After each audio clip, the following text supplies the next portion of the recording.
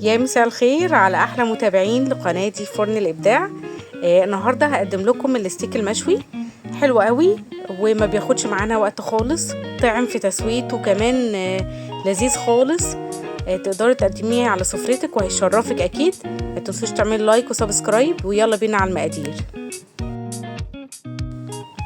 مبدئيا كده معانا حته اللحمه، لازم تروحي الجزاره وتقولوا عايزه ستيك للشوي، علشان هو بيقطعها من حته معينه ما بتاخدش معانا سوا.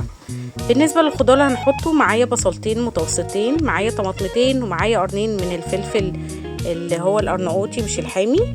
بالنسبه للتوابل، معايا معلقه كبيره من توابل الشوي بتاعه اللحمه، عند العطار هتلاقيها. معايا توم باودر، بصل باودر، وملح وبابريكا، ونص معلقه من الكركم، ما تكتريش في الكركم. ومعانا كمان فلفل اسمر. اول حاجه انا هبدا اعملها، هجيب الكبه بتاعتي وابدا اضرب الخضار مع التوابل. هضربهم حلو قوي علشان هتبل بيهم اللحمه. دلوقتي انا ضربتهم بالشكل ده. هجيب عندي بوله او علبه او اي حاجه، هحط فيها اللحمه بتاعتي. طبعا اللحمه بتاعتي نضيفه زي ما انتم شايفينها وشكلها حلو قوي. هبدا ان انا احط راق، يعني انا احط الاول اللحمه، بعدين احط راق من التتبيله، وبعدين احط اللحمه تاني واحط عليها التتبيله لغايه لما الكميه كلها تخلص. بالطريقه دي انا بضمن ان التتبيله كلها دخلت في اللحمه واتطعمت بيها، وكمان بتديني طراوه حلوه قوي مع اللحمه. ما تكتروش في الملح علشان خاطر ما تشدش معاكم. بعد التسويه لو محتاجه ملح عادي ضيفوا ملح، لكن في المرحله دي كفايه قوي ان احنا نحط معلقه صغيره من الملح.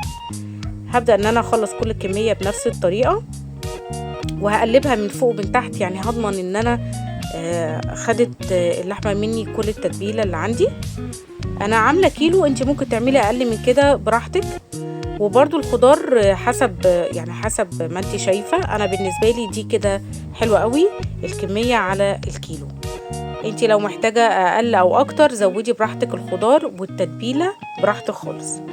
انا كده حطيت كل الكميه وخلصتها. هبدا ان انا بس اقلب من فوق ومن تحت برضو تاكيدا ان كله اتشرب من التتبيله عندي.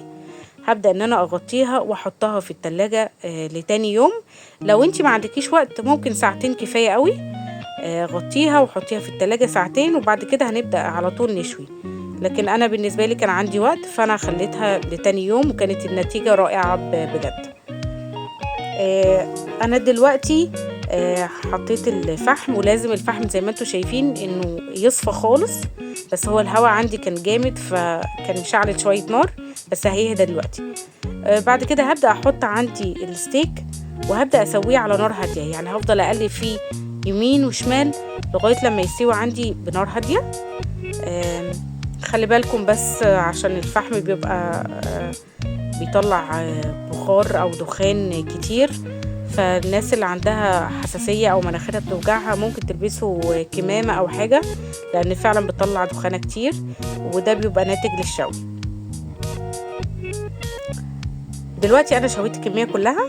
التقديم براحتك برضو، انا قدمتها مع شوية من الكزبرة او البقدونس من تحتها. شكل رائع، طعمها حلو قوي ودايبة. التتبيلة مخليها في حتة تانية خالص بجد. اتمنى تجربوها. ما تنسوش تعملوا لايك وسبسكرايب وتابعوني في اللي جاي.